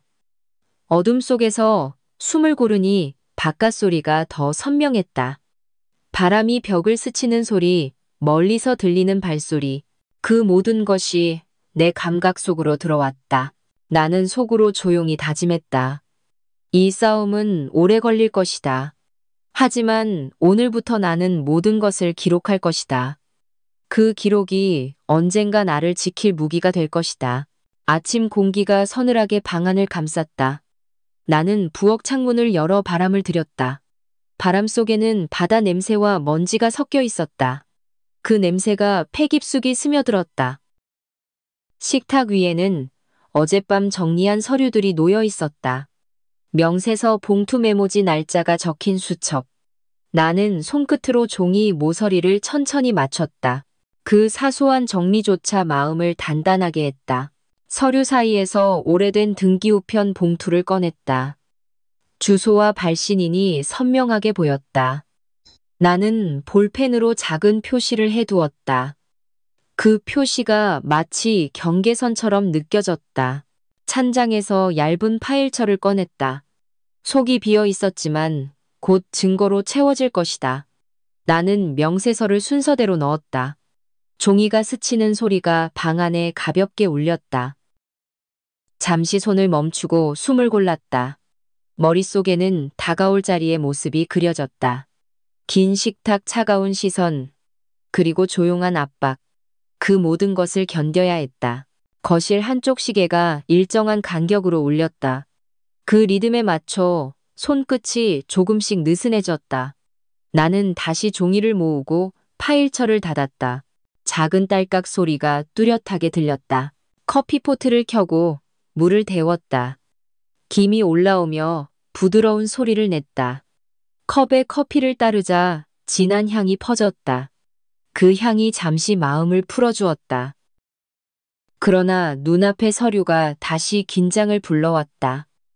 나는 커피를 내려놓고 손바닥을 비볐다. 손바닥의 마찰열이 차가운 손끝을 덮였다. 그 온기 속에서 마음을 다잡았다. 방구석 서랍을 열어 작은 상자를 꺼냈다. 안에는 오래된 녹음기가 있었다. 나는 건전지를 확인하고 전원을 켰다. 작은 불빛이 켜지며 짧게 깜빡였다. 녹음기의 무게가 손바닥에 묵직하게 느껴졌다. 그 무게가 책임처럼 다가왔다. 나는 다시 상자에 넣고 서랍을 닫았다. 금속 손잡이가 가볍게 울렸다. 창문을 닫자 바깥의 바람 소리가 줄었다. 대신 방 안의 고요가 귀를 채웠다. 그 고요 속에서 내 심장 소리가 더 크게 들렸다. 나는 그 소리를 가만히 들었다. 파일철을 가방에 넣고 지퍼를 천천히 올렸다. 지퍼 이빨이 맞물리는 소리가 또렷하게 울렸다. 그 소리가 마치 문을 잠그는 듯 느껴졌다. 내 안의 결심이 조금 더 단단해졌다. 거울 앞에 서서 얼굴을 바라보았다. 주름 사이로 굳은 표정이 자리 잡고 있었다. 나는 짧게 숨을 들이마시고 고개를 끄덕였다. 이제 준비가 시작된 것이다. 점심 무렵 햇빛이 거실 바닥에 길게 드리워졌다. 나는 창문을 반쯤 열어 공기를 바꿨다. 바람 속에 섞인 먼지 냄새가 잠시 코끝을 스쳤다. 그 냄새가 금세 사라지고 고요가 돌아왔다. 가방을 다시 열어 파일철을 꺼냈다. 종이를 한 장씩 넘기며 순서를 다시 확인했다. 손끝에 느껴지는 종이의 거친 결이 익숙했다. 그 결이 이상하게 안정감을 주었다. 메모지를 꺼내 오늘 해야 할 일을 적었다. 증거 정리, 통화 기록, 확인, 이동, 경로 점검. 단순한 목록이지만 머릿속이 조금 더 정리됐다. 나는 메모지를 파일철 맨 앞에 넣었다. 부엌에서 물을 데우는 동안 시계를 바라봤다. 초침이 움직일 때마다 마음이 조여왔다. 다가올 시간이 빠르게 다가오는 듯했다. 나는 컵을 두 손으로 감싸며 온기를 느꼈다. 거실 커튼을 걷자 골목이 한눈에 보였다. 멀리서 누군가 지나가다 나를 힐끗 바라봤다. 그 시선이 길게 남아 창문에 맺힌 듯했다. 나는 조용히 커튼을 다시 내렸다. 전화기가 잠시 진동하더니 곧 멈췄다. 화면에는 모르는 번호가 찍혀 있었다. 받지 않고 번호를 수첩에 적어두었다. 그 짧은 행동이 스스로를 지키는 방법이었다. 식탁 위에 작은 녹음기를 올려놓았다. 버튼을 눌러 작동 소리를 확인했다. 짧은 삐 소리가 공기 속에 퍼졌다. 나는 전원을 끄고 가방 안쪽 주머니에 넣었다. 창문 밖에서는 바람에 나뭇가지가 흔들렸다. 가지 끝에서 빛이 깜빡이며 반짝였다. 그 순간 잠시 긴장이 풀렸다. 그러나 곧 다가올 자리를 떠올리며 표정이 굳었다. 서랍에서 얇은 손수건을 꺼냈다. 그 부드러운 천이 손끝에서 미묘하게 떨렸다. 나는 주머니 속에 넣어 혹시 모를 순간을 대비했다. 손끝의 촉감이 마음을 차분하게 만들었다. 방문을 닫고 거울 앞에 다시 섰다. 어제보다 단단한 표정이 비쳤다. 나는 그 표정을 확인하며 숨을 깊게 들이마셨다.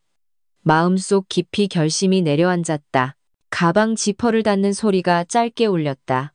그 소리가 오늘 하루의 시작을 알리는 종소리 같았다. 나는 가방을 어깨에 메고 현관으로 걸어갔다. 문손잡이의 차가움이 손바닥에 또렷이 전해졌다. 문을 열기 전 잠시 귀를 기울였다. 바깥의 발소리와 바람 소리가 섞여 들렸다. 그 소리들이 마치 길 안내처럼 느껴졌다. 나는 조용히 문을 열고 밖으로 나섰다. 큰 집 마당에 들어서자 낮은 목소리들이 흘러나왔다. 대문 옆에는 낡은 자전거와 쓰러진 화분이 있었다. 그 위에 쌓인 먼지가 햇빛에 반짝였다. 나는 가방끈을 잡은 손에 힘을 주었다. 현관문이 열리자 고모의 얼굴이 나타났다. 표정은 웃음기 없이 단단했다. 왔네 들어와. 그 한마디가 공기 속을 무겁게 만들었다. 거실 한가운데 긴 식탁이 놓여 있었다. 그 주위에는 친척들이 이미 자리 잡고 있었다. 각자의 앞에는 차와 작은 접시가 놓여 있었다. 시선들이 동시에 나를 향했다. 나는 의자 끝에 조심스럽게 앉았다. 가방을 무릎 위에 올리고 손을 얹었다. 손바닥에서 미세한 땀이 번졌다. 그 감촉이 점점 차갑게 식어갔다. 삼촌이 종이를 집어들며 입을 열었다. 오늘은 집 문제를 정리해야 할 것 같아. 그 말에 방 안의 소리가 잠시 멈췄다. 나는 호흡을 고르고 그의 얼굴을 바라봤다. 사촌 형이 천천히 내 쪽으로 종이를 밀었다. 그 위에는 내 이름이 선명하게 적혀 있었다. 대출 명세서와 계약서 사본이 함께 있었다. 나는 눈을 가늘게 뜨고 내용을 훑었다. 글씨와 숫자가 서로 얽혀 나를 압박했다. 심장이 가슴벽을 세게 두드렸다. 그러나 표정은 최대한 굳게 유지했다. 여기서 흔들리면 모든 것을 잃는다. 고모가 차를 한 모금 마신 뒤 말했다. 숙자야 가족끼리 좋게 해결하자. 그 말투는 부드러웠지만 안에 힘이 숨어 있었다. 나는 짧게 고개를 끄덕였다. 식탁 위에 놓인 녹음기가 시야 한쪽에 걸렸다. 작고 검은 기계가 조용히 빛을 반사했다.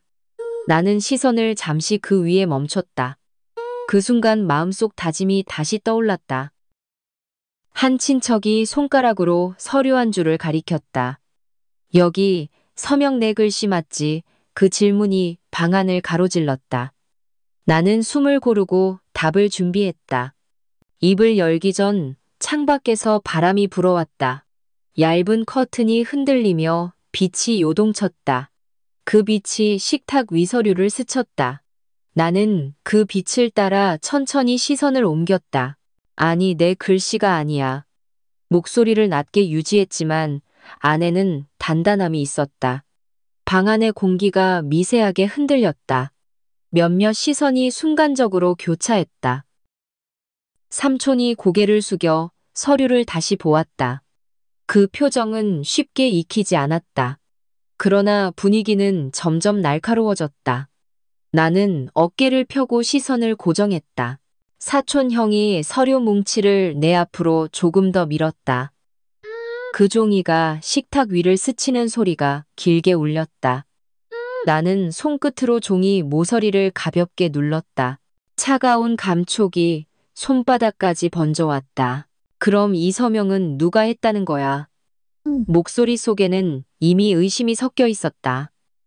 나는 시선을 천천히 들어 그의 눈을 바라봤다. 민수가 했다. 내 허락 없이. 방 안의 공기가 순간 멈춘 듯 조용해졌다. 차에서 김이 오르는 소리만 희미하게 들렸다. 그 김 냄새가 코끝에 스며들며 어지럽게 만들었다. 그러나 나는 눈을 깜박이지 않았다. 고모가 손가락으로 탁자를 2번 두드렸다. 그 짧은 소리가 방 안의 시선을 다시 묶었다. 숙자야, 그 말에 책임질 수 있니? 나는 숨을 길게 내쉬고 고개를 끄덕였다. 삼촌이 서류를 한 장씩 넘기며 말했다. 이건 내 이름으로 된 계약이야. 확인해봐. 종이 위잉크 냄새가 강하게 느껴졌다. 나는 한 글자씩 눈에 새겨 넣었다. 숫자와 날짜, 그리고 도장이 뚜렷했다. 그러나 그 필체는 분명 내 것이 아니었다. 나는 손끝으로 도장 부분을 가볍게 짚었다. 이건 위조야. 내가 찍은 도장이 아니야. 그 순간 사촌 형이 짧게 웃음을 터뜨렸다. 그 웃음은 비웃음에 가까웠다. 가족끼리 이러면 안 되지 않나. 나는 그 말에 눈썹을 살짝 찡그렸다. 식탁 위 찻잔에서 김이 옅어지고 있었다. 그 사라짐이 마치 내 과거의 신뢰 같았다. 나는 잔을 손으로 감싸며 온기를 느꼈다. 그 온기가 손끝에서 천천히 사라졌다. 한 친척이 낮은 목소리로 속삭였다. 이 문제 여기서 끝내야 해. 그 말은 협박 같기도 부탁 같기도 했다. 나는 대답 대신 시선을 서류에 두었다. 바깥에서 바람이 세게 불어 창문이 울렸다. 그 소리가 방 안 공기와 뒤섞였다. 누군가 의자를 조금 뒤로 밀었다. 그 마찰음이 길게 늘어졌다.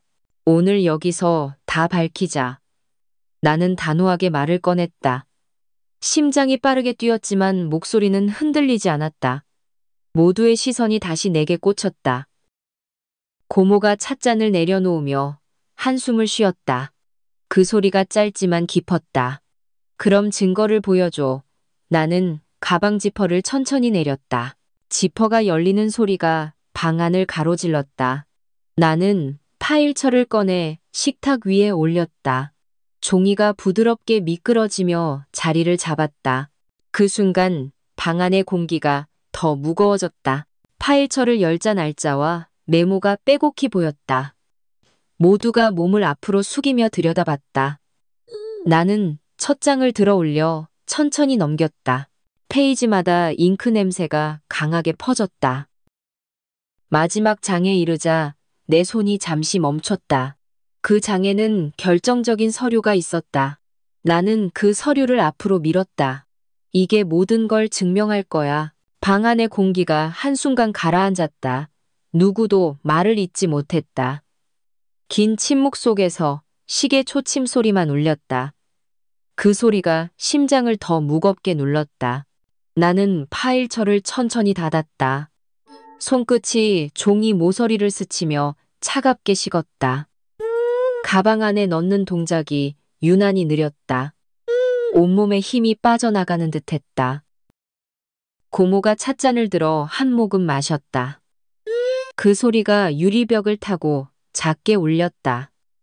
나는 고개를 숙인 채 숨을 고르기만 했다. 목구멍이 뻣뻣하게 조여왔다. 삼촌이 한숨을 길게 내쉬었다. 그 숨소리가 방 안의 온도를 더 낮췄다. 나는 의자 등받이에 등을 기댔다. 의자의 차가움이 등을 타고 번졌다. 창밖에서 바람이 세게 불었다. 얇은 커튼이 펄럭이며 빛을 가렸다. 그 그림자가 내 손등 위로 드리웠다. 손등의 주름이 더 깊게 보였다. 사촌 형이 의자를 뒤로 밀며 일어났다. 그 마찰음이 길게 이어졌다. 나는 고개를 들지 않았다. 눈앞에 바닥무늬만 바라봤다. 부엌 쪽에서 주전자 끓는 소리가 났다. 김이 올라와 천천히 흩어졌다. 그 김 냄새가 코끝에 스며들었지만 맛이나 향을 느낄 힘이 없었다. 누군가 낮은 목소리로 무언가를 속삭였다.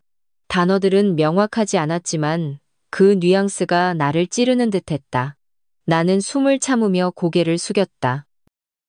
심장이 느리게 그러나 깊게 뛰었다. 그 박동이 귓속에서 울렸다. 나는 숨을 들이마셨다가 내쉬기를 반복했다. 가슴이 답답하게 조여왔다. 멀리서 갈매기 울음이 들렸다. 사라졌다. 그 짧은 울음이 마음 한구석을 흔들었다.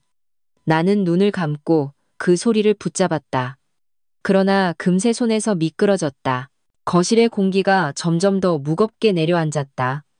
나는 손을 무릎 위에 포개고 시선을 떼지 않았다. 손바닥의 차가움이 팔을 타고 어깨까지 번졌다. 그 차가움이 마음속까지 스며들었다. 고모는 아무 말 없이 찻잔을 내려놓았다. 잔이 받침에 닿는 소리가 짧게 울렸다. 그 소리조차 오늘은 날카롭게 들렸다. 나는 숨을 고르게 하려 애썼다. 삼촌이 자리에서 일어나 창밖을 바라봤다. 바람이 세게 불어 커튼이 흔들렸다. 그 그림자가 벽을 타고 길게 늘어졌다. 나는 그 그림자를 멍하니 바라봤다. 사촌형은 손목시계를 확인하더니 문 쪽으로 향했다. 발걸음이 바닥을 규칙적으로 두드렸다. 그 규칙이 오히려 내 마음을 불안하게 했다.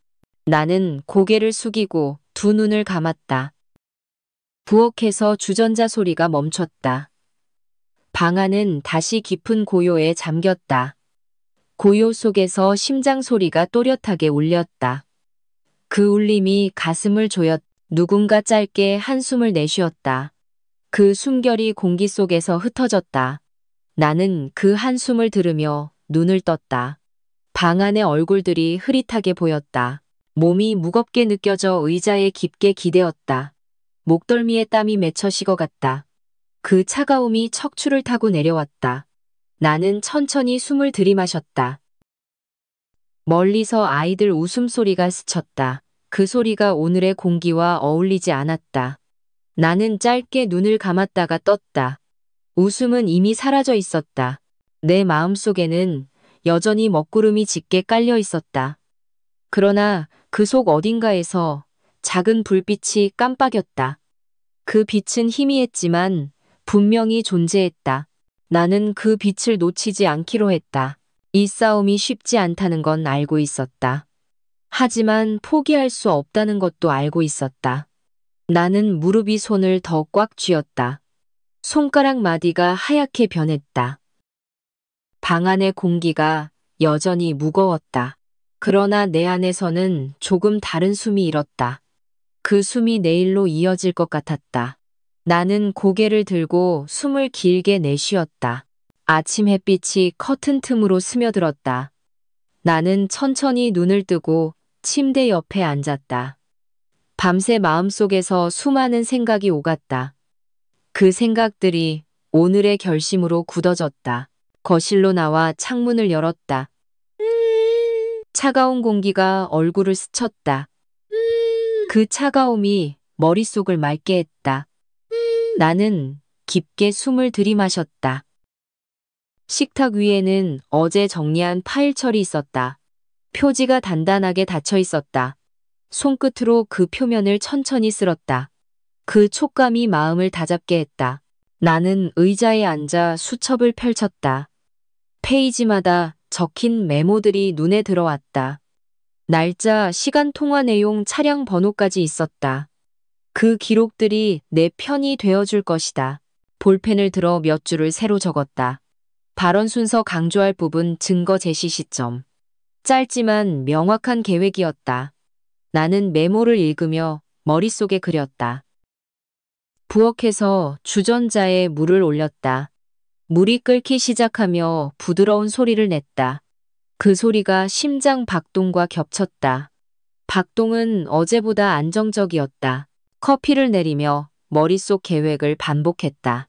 누가 질문해도 흔들리지 않을 답을 준비했다. 내가 알고 있는 진실을 선명하게 전달해야 했다. 그것만이 나를 지키는 길이었다. 커피 향이 방 안에 퍼졌다. 그 향이 긴장감을 조금 풀어주었다. 나는 컵을 두 손으로 감싸며 온기를 느꼈다. 그 온기가 손끝에서 심장으로 번졌다. 책장에서 오래된 공책 하나를 꺼냈다. 표지 구석이 달아 있었다. 안에는 지난 세월의 기록이 담겨 있었다. 그 기록들이 오늘의 나를 만들었다. 나는 공책 속 한 페이지를 천천히 넘겼다. 젊은 시절의 사진과 짧은 글이 보였다. 그 속에 웃음과 지금의 표정이 겹쳤다. 그 순간 마음속 깊은 곳이 뜨거워졌다. 파일철 옆에 작은 녹음기를 놓았다. 버튼을 눌러 작동 여부를 확인했다. 짧은 소리가 공기를 가볍게 흔들었다. 나는 다시 전원을 껐다. 창밖에서 갈매기 울음이 들렸다. 그 울음이 결심에 힘을 보탰다. 나는 오늘 반드시 내 목소리를 낼 것이다. 그 목소리가 거짓을 밀어낼 것이다. 식탁에 앉은 사람들의 시선이 나를 향했다. 나는 파일철을 꺼내 조용히 앞에 놓았다. 손끝이 표지 위를 한번 스쳤다. 그 감촉이 마음을 더욱 단단하게 했다. 오늘은 제 얘기를 먼저 하겠습니다. 목소리를 낮게 유지했지만 힘이 실렸다. 방 안의 공기가 잠시 멈춘 듯 고요해졌다. 모두의 시선이 나를 붙잡았다. 나는 첫 장을 여러 날짜가 적힌 페이지를 펼쳤다. 이날 저는 이런 전화를 받았습니다. 녹음기를 꺼내 버튼을 눌렀다. 짧은 신호음 후에 목소리가 울려 퍼졌다. 전화 속 남자의 말투가 명확하게 들렸다. 방 안에 몇몇 사람이 눈을 마주쳤다. 나는 페이지를 넘기며 두 번째 기록을 보여줬다. 이날 이 차량이 우리 집 앞에 서 있었습니다. 차량 번호와 사진이 명확히 보였다. 그 증거들이 종이 위에서 묵직하게 자리했다. 나는 천천히 시선을 들어 맞은편을 바라봤다. 그 표정 속 미묘한 변화를 놓치지 않았다. 이 모든 건 제 동의 없이 벌어진 일입니다. 말끝이 단호하게 울렸다. 몇몇이 의자를 조금 움직였다. 그 마찰음이 긴장을 더 깊게 만들었다. 나는 손을 들어 명세서 사본을 집어 올렸다. 고모가 손을 깍지 낀 채 나를 바라봤다. 그 시선 속에 혼란이 섞여 있었다. 숙자야, 그럼 내 말이 전부 사실이란 거니? 나는 고개를 천천히 끄덕였다. 녹음기의 불빛이 작게 깜빡였다. 그 깜빡임이 오늘의 나를 상징하는 듯했다. 나는 숨을 고르고 마지막 말을 준비했다. 저는 제 이름과 인생을 지킬 겁니다. 방 안의 공기가 서서히 움직였다. 누군가 낮은 목소리로 무언가를 말했다. 그러나 그 단어들은 뚜렷하게 들리지 않았다. 나는 시선을 놓지 않고 맞은편을 바라봤다. 이제 여러분의 답을 듣겠습니다. 그 말이 방 안에 천천히 스며들었다. 모두가 서로를 바라보았다. 짧은 침묵이 다시 찾아왔다. 거실 문이 열리며 민수가 들어섰다. 발걸음이 느리지만 묵직하게 울렸다. 그 소리가 바닥을 타고 방 안으로 퍼졌다. 나는 의자에 앉아 그를 바라봤다.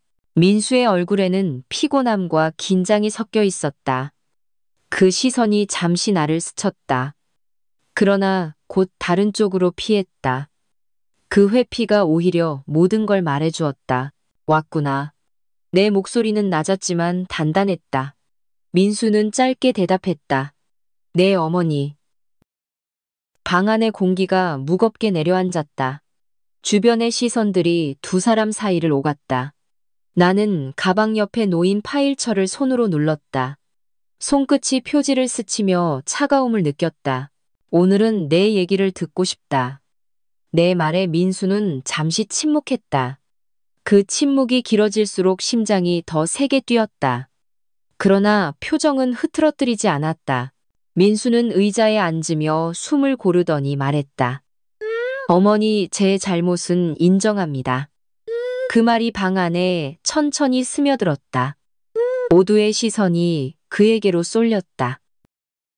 나는 숨을 들이마시고 그의 얼굴을 바라봤다. 눈가에 피로가 드리워져 있었다.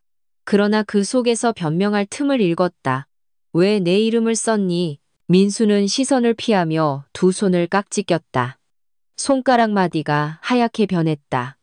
그 침묵이 또 한 번 방 안을 메웠다. 주전자 끓는 소리가 멀리서 들렸다. 어머니, 그땐 방법이 없었어요. 그 한마디가 오래된 상처를 찌르는 듯했다. 나는 심장이 움찔했지만 숨을 고르게 했다. 방법이 없었다고 날 속이는 게 방법이었니? 민수의 어깨가 조금 움찔거렸다. 나는 그의 반응을 놓치지 않았다. 그 순간 마음속 깊이 한이 치밀어 올랐다. 그러나 목소리는 여전히 차분했다. 네가 내 아들이라는 사실 부끄럽게 만들지 마라. 그 말이 방 안 공기를 더욱 날카롭게 갈랐다. 몇몇이 의자를 조금 움직였다. 그 마찰음이 긴장을 한층 더 높였다. 민수는 고개를 숙인 채 아무 말도 하지 않았다. 그 침묵이 방 안의 공기를 더 무겁게 만들었다. 나는 한 번 더 물었다. 왜 네가 아니라 내가 갚아야 하는 빚이었니? 그제야 민수가 숨을 들이마셨다. 어머니 전 두려웠어요. 그 목소리에는 죄책감과 변명이 섞여 있었다. 나는 그의 눈을 똑바로 바라봤다. 두려웠다고 그럼 난 뭐가 되니? 말이 입술을 떠날 때 심장이 크게 뛰었다. 민수의 입술이 떨렸지만 대답은 없었다. 그 떨림이 오래된 상처를 더 깊게 파고들었다. 방 한쪽에서 누군가 짧게 기침을 했다. 그 소리가 긴장된 공기를 살짝 흔들었다. 그러나 곧 다시 고요가 내려앉았다. 나는 숨을 고르고 말을 이었다. 네가 한 짓은 나를 팔아버린 거야. 그 말이 칼날처럼 방 안을 가로질렀다. 민수의 어깨가 천천히 내려앉았다. 그의 시선이 바닥으로 떨어졌다. 고모가 손을 모으며 나를 바라봤다. 그 시선 속에는 당혹과 안쓰러움이 섞여 있었다. 그러나 나는 고개를 돌리지 않았다. 오늘만큼은 모든 것을 말해야 했다. 민수가 입을 열었다. 저도 이렇게 될 줄은 몰랐어요. 그 한마디가 다시 나를 흔들었다. 몰랐다. 서류에 사인할 때 몰랐니? 내 목소리가 조금 높아졌다. 그러나 여전히 단어를 또렷하게 끊었다. 민수는 그제야 시선을 들었다. 눈동자 속에 후회와 두려움이 얽혀 있었다. 어머니, 용서해 주세요. 그 부탁이 허공에 걸린 채 무겁게 내려왔다. 나는 한동안 그 말을 붙잡고 있었다. 그러나 가슴속 한은 풀리지 않았다. 용서는 네가 갚은 다음에 받을 수 있는 거야. 그 말에 민수의 눈이 흔들렸다. 나는 자리에서 천천히 일어났다. 의자 다리가 바닥을 스치는 소리가 울렸다. 방 안의 모든 시선이 나를 따라왔다. 나는 가방을 들어 어깨에 걸었다. 손끝이 가방끈을 세게 잡았다. 그 힘이 결심을 더 굳게 했다. 문 앞에 서서 마지막으로 말했다. 이제부터는 나를 속일 수 없다. 그 말이 방 안에 오래 남았다. 나는 조용히 문을 열고 걸어 나갔다. 마당을 나서자 바람이 세게 불었다. 옷깃이 흔들리며 얼굴을 스쳤다. 그 차가움이 방금 전의 긴장을 씻어내지 못했다. 나는 가방끈을 세게 잡았다. 골목 어귀에 다다르자 두 사람이 서 있었다. 그들은 내가 지나가자 목소리를 낮췄다. 작은 웃음과 속삭임이 바람에 섞였다. 그 소리가 귓가에 오래 남았다. 발걸음을 조금 더 빠르게 옮겼다. 그러나 뒤에서 들려오는 말들이 멀어지지 않았다. 저게 그 집 할머니래. 짧은 문장이 등에 꽂히는 듯했다. 바닥에 자갈이 발밑에서 바스라졌다. 그 소리가 유난히 또렷하게 들렸다. 나는 시선을 낮추고 길만 바라봤다. 햇빛이 건물 사이로 길게 드리워졌다. 동네 구멍가게 앞을 지나자 주인이 나를 봤다. 그 시선 속에 호기심이 묻어 있었다. 나는 짧게 고개를 숙였지만 마음속 불편함은 사라지지 않았다. 멀리서 아이들 웃음소리가 들렸다. 그 맑은 소리가 오늘은 이상하게 낯설었다. 웃음이 바람에 실려 점점 멀어졌다. 나는 무의식 중에 숨을 길게 내쉬었다. 길가의 나무 그림자가 발목을 스쳤다. 그 그림자가 마치 발목을 잡는 듯했다. 나는 발을 떼며 그림자에서 벗어났다. 그러나 마음은 여전히 무거웠다. 집이 보이자 발걸음이 느려졌다. 현관문까지 가는 거리가 길게 느껴졌다. 문 앞에 서서 한숨을 내쉬었다. 그 숨이 공기 속에 섞여 사라졌다. 문을 열자 차가운 공기가 먼저 맞았다. 방 안은 조용했고 시계 소리만 들렸다. 그 규칙적인 소리가 오늘 하루를 재단하는 듯했다. 나는 가방을 의자 위에 내려놓았다. 거실 한가운데에 서서 한참 움직이지 않았다. 벽에 걸린 가족 사진이 눈에 들어왔다. 사진 속 웃음이 오늘과는 다른 세상이었다. 나는 시선을 돌렸다. 부엌으로가 주전자를 올렸다. 물이 끓기 전까지의 고요가 길게 이어졌다. 그 고요 속에서 심장이 천천히 진정됐다. 김이 피어오르자 손바닥이 조금 풀렸다. 컵에 뜨거운 물을 따르며 한숨을 내쉬었다. 그 숨이 유리잔 위에서 희미하게 번졌다. 나는 손으로 잔을 감싸 온기를 느꼈다. 그 온기가 마음까지 닿기를 바랐다. 식탁에 앉아 가방을 열었다. 파일철이 그 안에서 조용히 누워 있었다. 손끝으로 표지를 가만히 쓸었다. 그 감촉이 오늘의 무게를 전해줬다. 창밖에서는 바람이 여전히 불고 있었다. 나뭇가지가 흔들리며 그림자를 만들었다. 그 그림자가 벽을 타고 천천히 움직였다. 나는 그 그림자를 눈으로 따라갔다. 주전자에 물이 식어가는 동안 머릿속에서는 오늘의 말들이 반복됐다. 그 말들이 가슴속에서 부딪혔다가 사라졌다. 그러나 한은 아직 풀리지 않았다. 조용히 눈을 감았다가 떴다. 방 안의 공기가 조금 달라진 듯 느껴졌다. 내일은 또 다른 하루가 올 것이다. 나는 잔을 들어 한 모금 마셨다. 초겨울 바람이 마을 골목을 스쳤다. 나는 두 손에 장바구니를 들고 걸었다. 안에는 배추와 무 굵은 소금이 가득했다. 오늘은 김치 담그는 날이었다. 마을 회관 앞마당에는 몇 명이 모여 있었다. 그들은 나를 보자 웃으며 손을 흔들었다. 나는 짧게 고개를 숙이고 인사를 건넸다.